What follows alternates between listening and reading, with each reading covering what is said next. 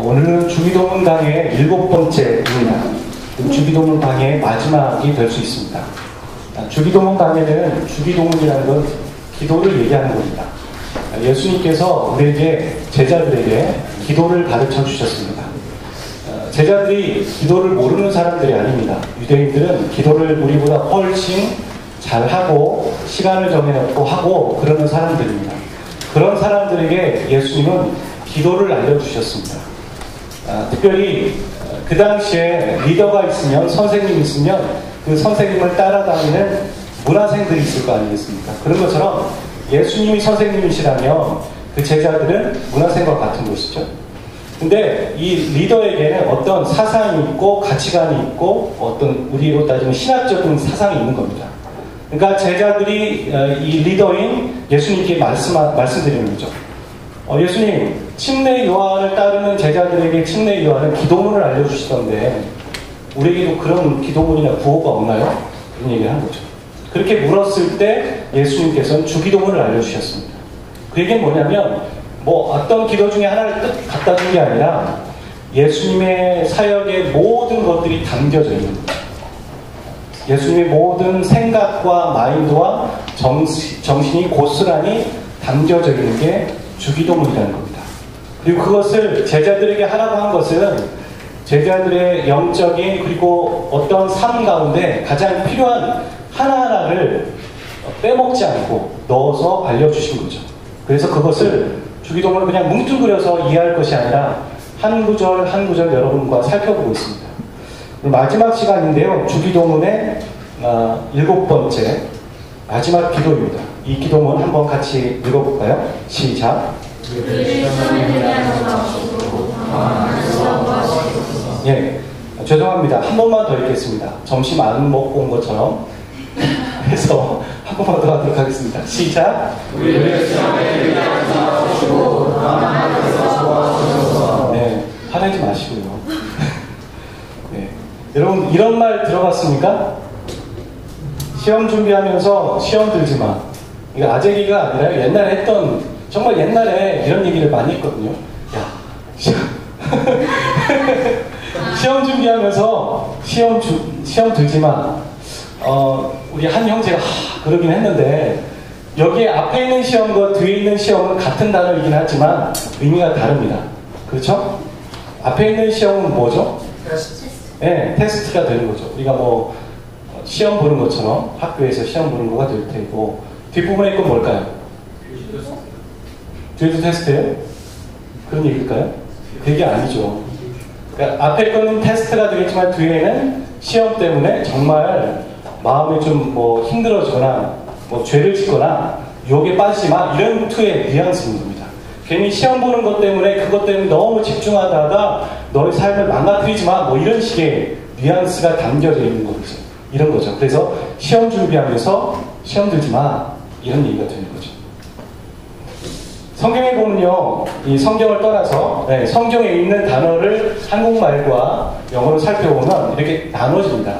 성경에서 시험, 시련, 또 유혹 이런 것들이 있는데 그것들을 나누다 보면요, 왼쪽과 오른쪽으로 나눠지게 되는 것이죠. 우리가 시련이라고 하는 거, 아까 시험이라고 하는 것들은 이런 부분인 거고요. 또 다른 단어로 시험이라고는 했는데 어떤 부분은 유혹이라고 쓸 수 있는 단어가 있는 것이죠. 한국말과 영어 말고요, 헬라어 원어로 봤을 때 정확하게 나눠져 있습니다. 이 시련이라는 건 뭘까? 여러분, 시련을 겪게 될 때 성경은 뭐라고 얘기하냐면요, 기쁘게 여겨라, 이런 얘기를 해요. 야고보서에서. 야고보서 1장에 보면 시험을 받을 때, 여러 가지 시험을 당할 때 기쁘게 여겨라, 이런 얘기를 합니다. 여러분, 시련 겪을 때 기쁘게 여길 수 있어요? 시련, 너무 기뻐, 이렇게 정신 나간 사람 있을까요? 없죠. 근데 성경은 기쁘게 여기라고 하는 거죠. 왜냐하면 그 시련을 겪으면 그 뒤에 또 다른 은혜와 축복이 있다는 걸 이야기하고 있기 때문에. 그래서 믿는 그리스도인들, 또 좀 더 성숙한 그리스도인들, 많은 시련과 역경을 겪은 사람들은 처음에 시련을 겪을 때보다 담대하게 되고 또 다른 소망을 갖게 되는 것이죠. 성경은 그렇게 말하는 겁니다. 시련과 시험을 겪을 때 또한 뭐라고 하냐면 성경은 인내해라, 이런 얘기를 하는 거죠. 인내해야겠죠. 인내하지 않고 그 자리를 박차고 나가면은 아까 얘기했던 은혜와 축복을 경험하지 못하게 되는 거죠. 포기하게 되는 겁니까? 또 시련과 시험을 겪을 때 하나님께 지혜를 구해라 이런 얘기를 하죠. 여러분 야고보서 1장에 보면 그런 얘기했죠.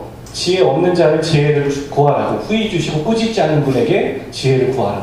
우리가 시험 공부할 때 이 말씀 읽으면서 지혜를 구해야겠다 이런 얘기를 하지만 정말로 그 시험 기간뿐만 아니라 우리의 삶 가운데 시련과 역경을 겪을 때 하나님께 지혜를 구해서 어떻게 인내할 것이며 어떻게 기쁘게 여길 것이며 그 다음에는 소망을 바라볼 것인지 하나님께 지혜를 구하라는 그런 말인 거죠. 시련과 시험을 겪을 때 여러분 학교에서도 시험 보고 이제 기말고사가 다가오고 있는데 또 기말고사를 보고 있는 분도 있어요. 시련과 시험을 겪을 때 그 과정을 겪으면 우리는 어떤 걸 경험하게 되죠? 겪은 다음에 시험 잘 봤다 이런 얘기보다는 어떤 생각이 드냐면 나를 확인할 수 있는 시간이 되죠. 내가 이 정도 공부했구나.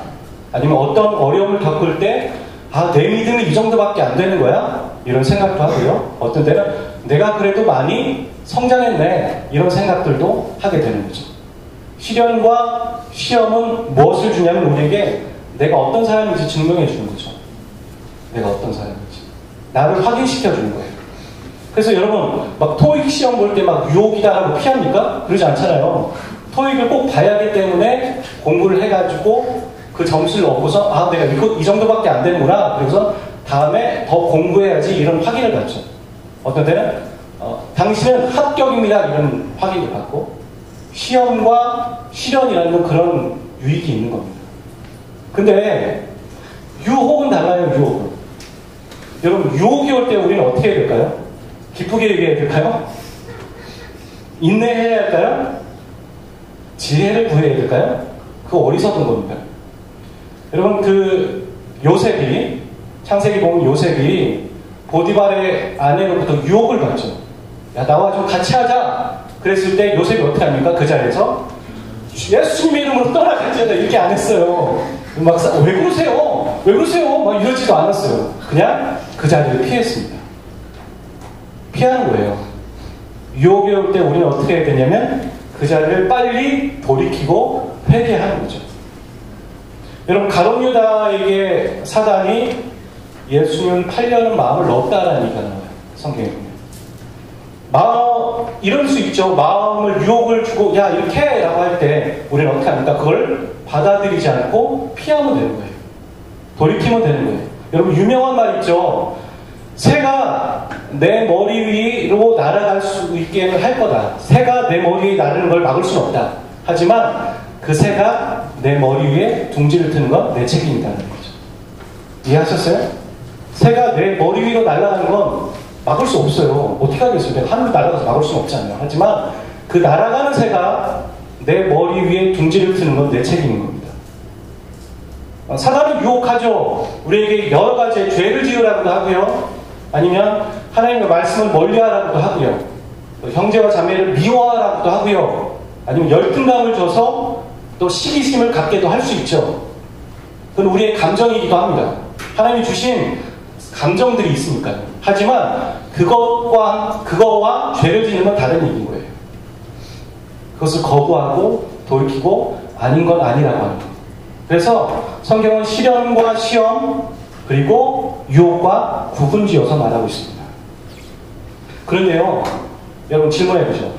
시련과 유혹을 정확하게 구분할 수 있어요? 여러분에게 오는 시련을 시련이라고 판단할 수 있습니까? 어떤 거는 유혹이야 이렇게 극명하게 이야기할 수 있을까요? 없어요. 우리가 보통 이거냐 저거냐라고 판단할 때는 보통 둘 다 좋은 건데 어떤 것이 좋을까? 그런 판단일 때가 많아요. 그리스도인들이요, 죄를 지을까? 선을 해야 할까? 이런 판단을 거의 내리진 않죠. 죄라는 건 극명하게 보이니까 안 짓는단 말이에요. 근데 어떤 건 애매모호한 게 있는 거죠. 어떤 때는 내 스스로를 기만하면서 나를 속이면서 욕심인데 이게 하나님의 뜻이라고 얘기하면서 말할 때가 있는 거예요. 스스로 합리화해서. 그러니까 시험과 그리고 유혹은 극명하게 구분되기보단 솔직히 우리의 삶 가운데 뒤섞여 있는 거죠. 섞여 있어요. 교묘하게. 여러분, 아담과 하와가 죄를 지을 때 사단이 뱀으로 형상을 입고 야 이거 먹으면은 하나님과 같이 되는 거야. 먹어봐. 라고 했을 때 그들이 바보라서 그거에 넘어간 걸까요? 사단은 사단의 형체를 갖고 있지 않았잖아요. 하나님이 만드신 피조물 중에 하나인 뱀의 형상을 입고 왔기 때문에 아담과 하와는 문을 열어놓은 거죠. 긴장하지 않은 거죠. 그리고 그것을 자연스럽게 받아들일 수도 있었던 거죠. 사단이 막 입에 칼을 물고 피를 토하면서 야 이거 해 이렇게 말하는 게 어디 있겠습니까? 문화를 통해서 혹은 여러 가지 교묘함을 통해서 또 우리가 욕심이 있으니까 그거 합쳐서 여러 가지 것들이 있는 거죠. 여러분 가룟 유다는 12제자 중에 돈꾀를 맡고 있는 사람이었어요. 회개를 보고 있었단 말이죠. 그가 회개를 보고 있었던 게 잘못된 게 아니라 회개를 보고 있었기 때문에 돈에 대한 예민함도 있었고 꼼꼼함도 있었겠죠. 그러다 보니까 더더욱 사단의 포커스는 가룟 유다였던 거죠. 그렇지 않았을까요? 그런 거라는 거죠. 우리가 하고 있는 모든 일들이 나쁜 건 아닌데요. 그런 것들을 통해 우리의 연약함을 틈타서 사단은 공격할 수 있는 거죠. 공격하는 게 두려운 게 아니에요. 여러분, 우리가 친구들끼리 싸울 수 있는 겁니다. 항상 해피엔딩 되지는 않아요. 항상 해피하지 않다고요. 하지만 싸웠을 때 어떻게 잘 극복하냐. 그걸 통해서 위기가 될 수도 있고 기회가 될 수도 있는 거죠. 그렇지 않습니까? 우리를 시험에 들게 하지 마시옵고 다만 악에서 구하시옵소서. 자, 여기에서 말하는 이 시험은 왼쪽에 있는 걸까요? 아니면 오른쪽에 있는 걸까요? 어떻게 생각하세요? 그 생각 한번 해보셨어요? 주기도문 매번 외우기도 하고 주문처럼 외우면서 이미 파악하신 분도 있지만 영어 성경에 더 정확히 나와 있습니다. 어떤 걸까요? 왼쪽에 있는 거였을까요? 오른쪽에 있는 거였을까요? 오른쪽. 자, 그러면 누구에게 하는 기도일까요? 하나님께. 자, 그러면 이런 질문이 나오는 거죠. 하나님 우리를 유혹하실까요? 그러니까 하나님 우리에게 유혹을 주시고 시험을 주셔서 우리가 죄에 빠지고 넘어갈 수 있도록 하실까요?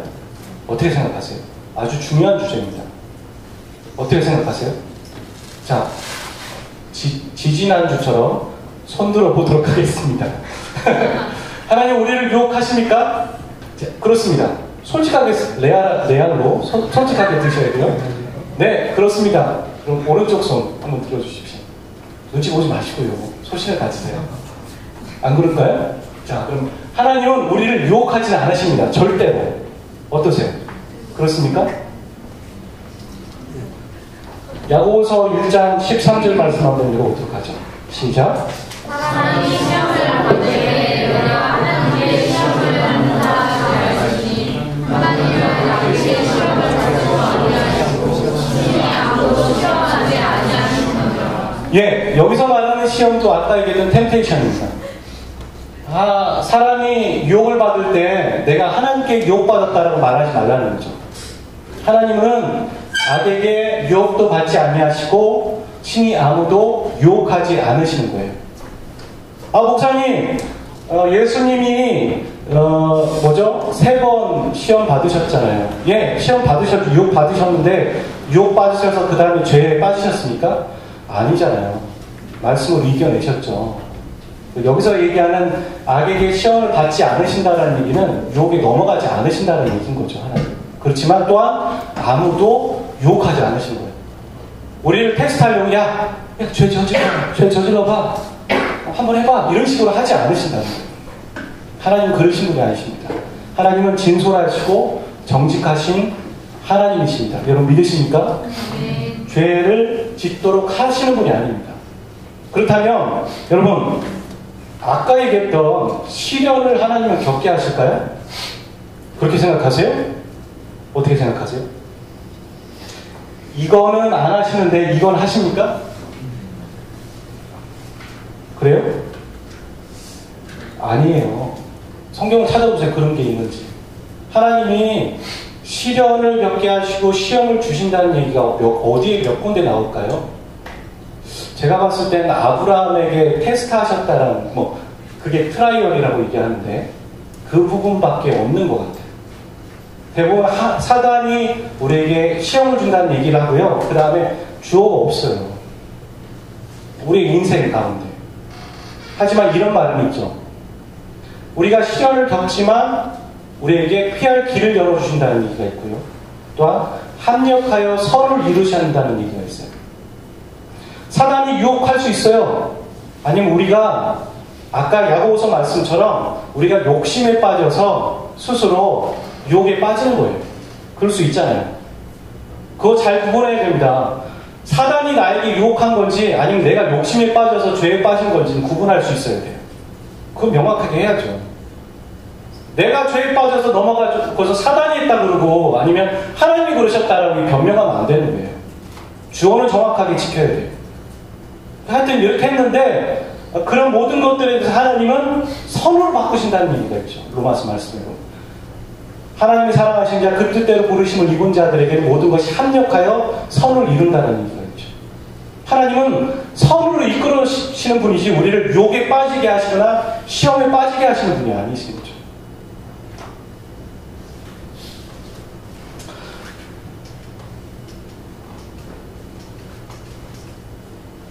그래서 우리를 시험에 들게 하지 마옵시고 다만 악에서 구하시옵소서. 얘기는 하나님께 하는 거긴 하지만 하나님 우리가 좀 제발 우리에게 좀 유혹 좀 하지 마세요. 이런 얘기가 아닌 거예요.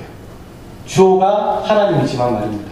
하지만 여기서 끝부분에 악에서 구하십시오라는 얘기가 중요한 것 같습니다. 악에서 구하다는 이 악은 악들이 아니라 단수로 있거든요.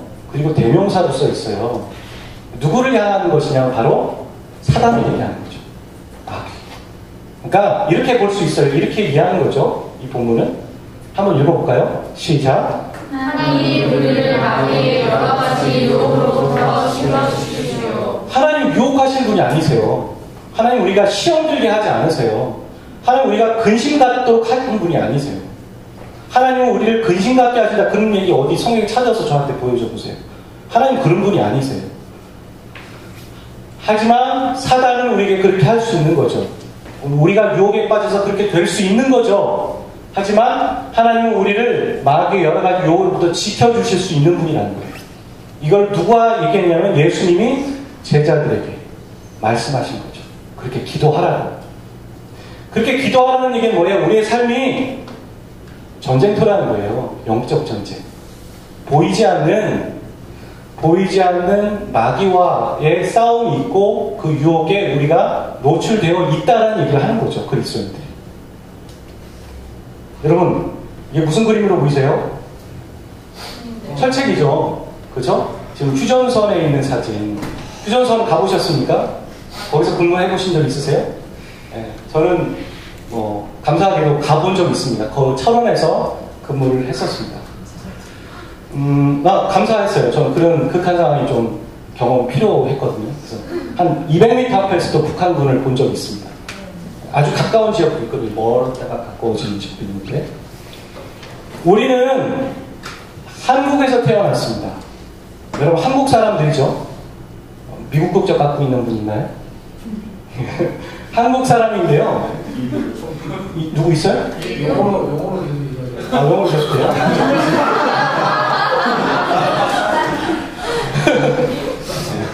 섞어서 하세요. 한국말로 섞어서. 우리가 한국에서 태어났다는 얘기는 우리가 동의하든 안 하든 우리가 느끼든 안 느끼든 세계 유일한 분단국가에 태어난 겁니다. 마지막 분단국가.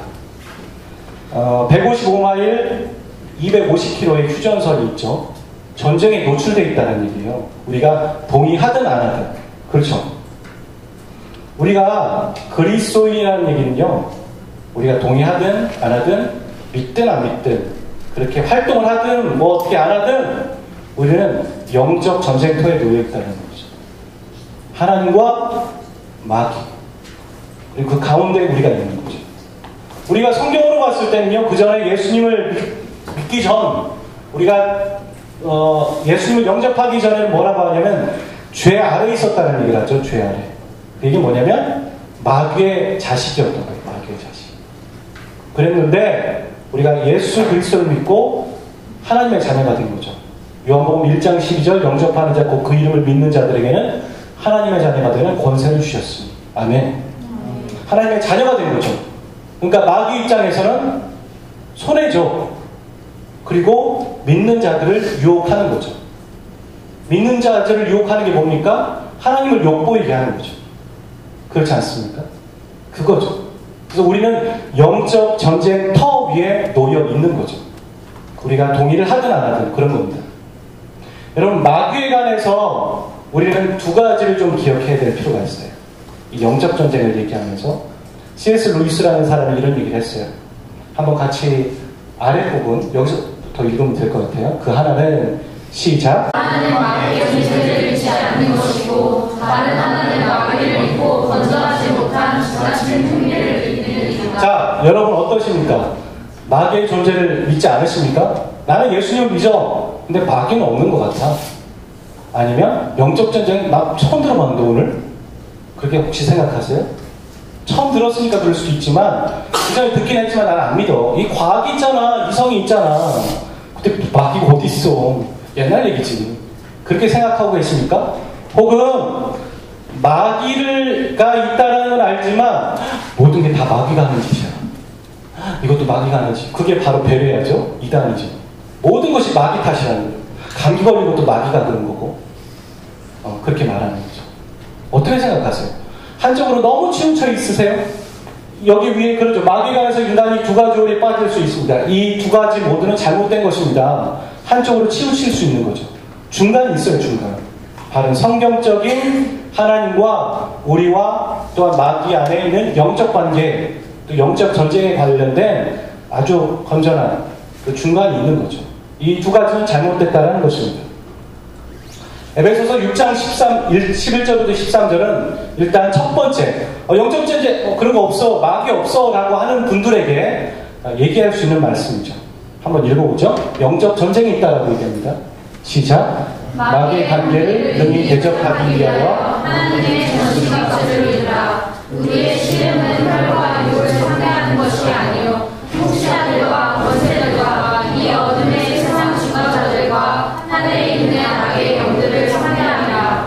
그러므로 하나님의 전신갑주를 취하라. 이는 악한 날에 너희가 능히 대적하고 모든 일을 행한 후에 서기 위함이라. 성경은 영적 전쟁이 있다고 말합니다. 우리의 모든 씨름은, 싸움은, 씨름이라는 건 그 당시에 레슬링과 같은 거예요. 그리고 한 사람이 죽어야지만 끝나는 게임인 거죠. 그냥 씨름이 아니에요. 삽바 잡고 그런 게 아니라 한 사람이 죽어야지만 나갈 수 있는, 끝날 수 있는 게임이란 말이에요.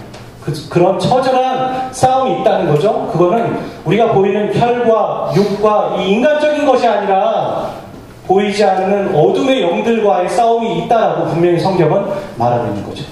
그래서 하나님의 영적인 전신 갑주를 입으라 그러면서 바울이 그 당시에 있는 로마 군인들의 복장을 보면서 뭐 의의 허리띠, 복음의 뭐 신발, 뭐 그런 진리의 허리띠죠. 진리의 허리띠 이런 얘기를 하는 거죠. 구원의 투구 이런 얘기를 하는 겁니다. 분명히 영적 전쟁이 있고 마귀와의 싸움이 있다는 얘기를 성경은 말하고 있습니다. 자, 그것을 우리가 성경을 증거했으니까 믿을 거라고 생각하고요. 근데 두 번째, 아까 얘기했죠. 마귀에 대해서 지나친 관심을 갖는 사람들 있죠. 모든 것이 마귀로부터 된 거야. 특별히 우리 연구단지에 있는 우리 하나님 청년들은 그런 부분은 없는 것 같긴 하지만 우리가 성교단체에 몸담고 있었던 사람들, 저도 몸담고 있었지만 좀 더 지나친 관심을 갖고 있는 부분들이 없지 않아 있는 것 같아요. 자, 그 부분에 대해서 한번 설명을 해보죠. 여러분, 옛날에요, 집 앞에 가면 개조실이라고 써있는 집들이 있었습니다. 가보면 진짜 무서운 어마무시한 개가 있는 거예요. 저 개조심이라고 써놓는 이유는요, 개한테 물릴까봐. 혹은 그냥 무심코 지나가다 깜짝 놀라면은 또 안 되니까 개조심이라고 집 앞에 써놓은 거죠. 무서운 개있음, 개조심. 그래서 이제 시대가 지나면서 개가 없는데도 개조심이라고 해서 이렇게 세콤 대신 그렇게 써놓기도 했었던 적이 있었습니다. 그 개조심이라고 했는데 진짜 들어가보면 진짜 이런 요거보다 한 2배는 큰 정말 무서운 개가 와와 이러고 있는 거죠. 얼마나 무서울까요? 어린아이들과 깜짝 놀라면 막 울잖아요. 어른들도 그런데. 근데 다행인 건요, 목이 묶여 있는 거예요. 그쵸? 돌아다니는 게 아니에요. 개판이 아니라 묶여 있는 거죠. 그리고서 어느 지역까지는 오지만 그 이상은 못 나와요. 처음에 무서워서 이랬다가 현관까지 들어가는데 개가 있으니까 막 무서웠다가 자세히 보니까 목이 묶여 있는 거예요. 그럼 어떻게 합니까 우리가? 안심하는 거죠. 묶여 있는 이 자식은 짝돌도 던졌다가 조롱하기도 하고 그렇게 하는 겁니다.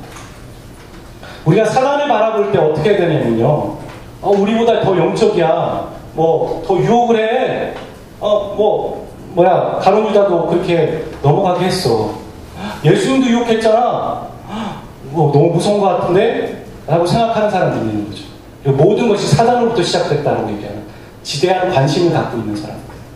여러분, 성경을 객관적으로 보세요. 전체적으로 비율로 봤을 때 영적 전쟁과 사단을 축기하는 부분들이 얼마나 담겨 있을까요? 많지 않아요. 오히려 신약 성경만 봐도요, 바울이나 예수님 봤을 때 그리스도인의 삶과 성숙함에 대해서, 하나님을 알아가는 것에 대해서 얘기하는 게 훨씬 많아요. 그 일부분, 주의 이름으로 떠나갈지어다, 이런 얘기들 몇 군데 찾아놓고서 모든 걸 그렇게 해야 된다고 얘기하는 사람들이 있는 거죠. 그게 없는 건 아니에요. 저도요, 가끔 집에서 자려고 하면 막 이렇게 딴소리가 막 들릴 때가 있어요. 귀에서. 매번 그런 건 아니고 가끔. 내 소리가 아닌데, 생각도 아닌데. 그럼 어떻게 해요? 층간소음은 나사렛 예수 그리스도의 이름으로 떠나갈지어다. 그렇게 하고 잡니다. 좀 조용해져요. 할 수 있어요. 하는 거예요. 하지만 모든 것이 그런 게 아니라고요. 모든 것이 그런 게 아니에요. 저 개가 묶여있는 것처럼 우리는 저 사단이 그런 거죠. 마지막 때 사단은 심판을 받는 겁니다. 여러분, 예전에요, 우리나라에 사형제도가 있었단 말이에요. 사형제도, 지금은 사형제도가 없지만 사형제도가 있었을 때 어떤 사람은 사형 선고를 탁 내려요. 사형! 그럼 어떻게 합니까? 바로 죽이지 않아요. 한 1년 있다가 죽이기도 하고요, 몇 개월 있다가 죽이기도 해요. 그게 사형제도예요. 사단은 언제 심판을 받았냐면, 사형 선고를 받았냐면 예수님이 십자가에서 죽으시고 부활하셨을 때. 아멘. 부활하셨을 때, 죽음을 이기셨을 때 사단은 사형 선고를 이미 받은 겁니다. 그리고 사형 선고 날짜가 다가오고 있는 거죠. 그걸 누구보다도 잘 아는 사람은 사단이에요. 그게 사단에 대한 우리의 개념 정리입니다. 묶여있는 거죠. 우리는 그거에 두려워할 필요가 없어요. 하나님은 창조주이세요. 하나님이 이 온 세상을 다스리지만 우리를 사랑하셔서 자신의 아들 예수 그리스도를 보내주신 분이세요. 우리를 구원하기에 충분하신 능력을 갖고 계신 분이십니다.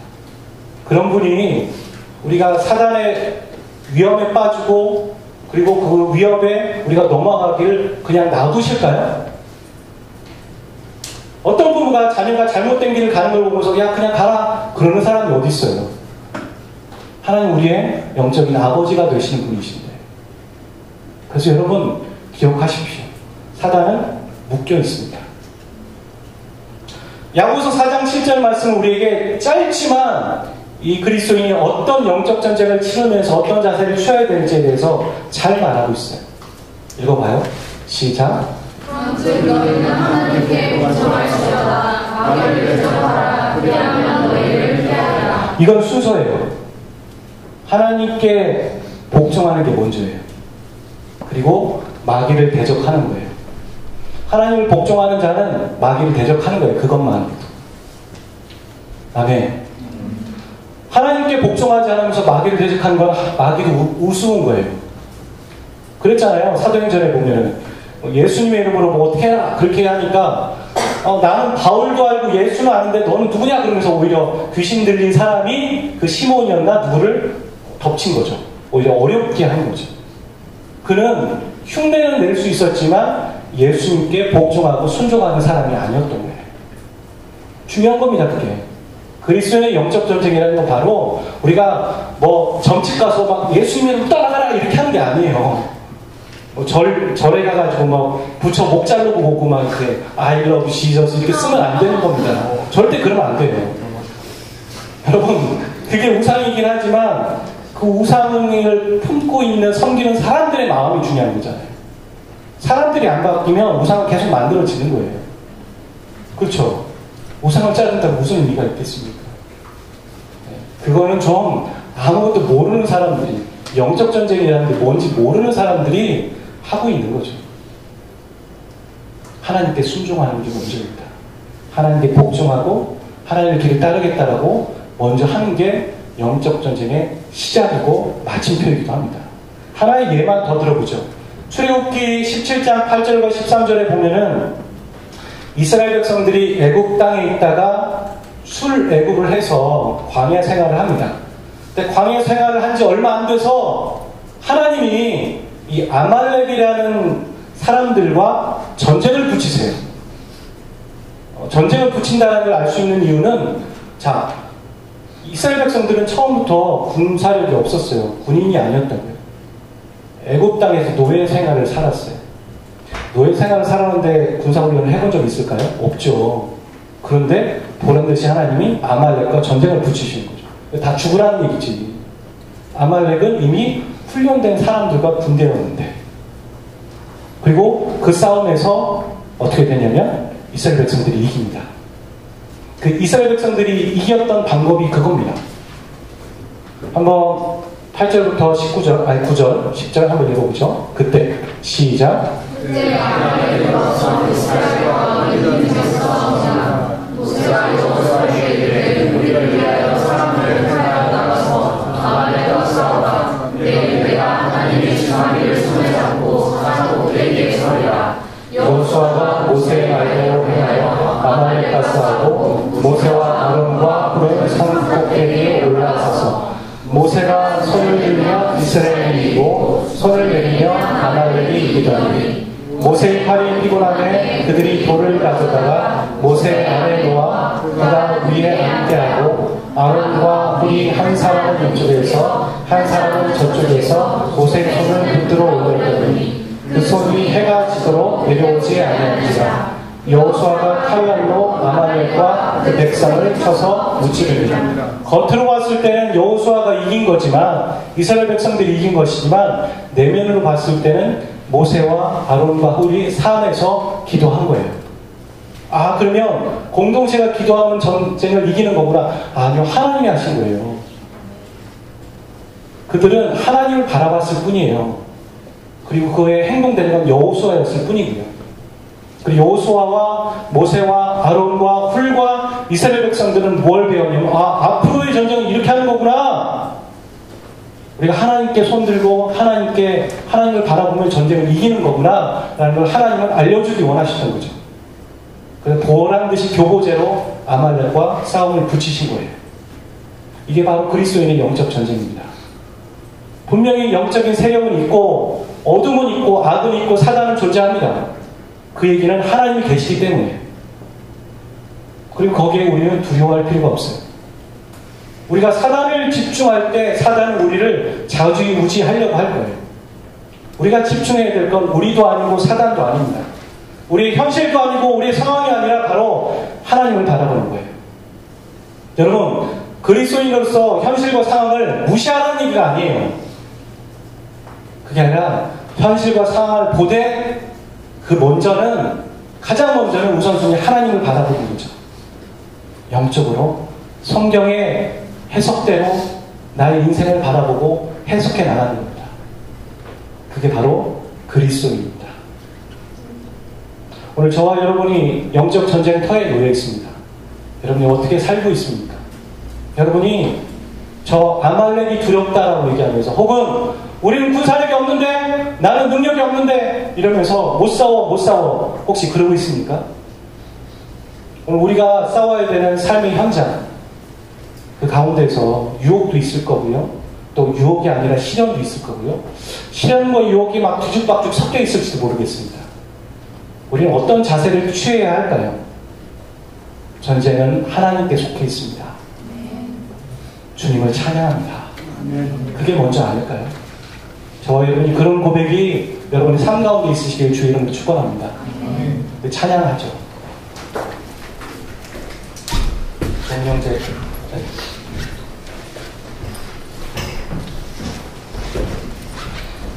한 곡을 불렀습니다. 이 가사를 보면 오늘 우리가 찬양 말씀 들었던 내용과 아주 정확하게 일치하는 것 같습니다.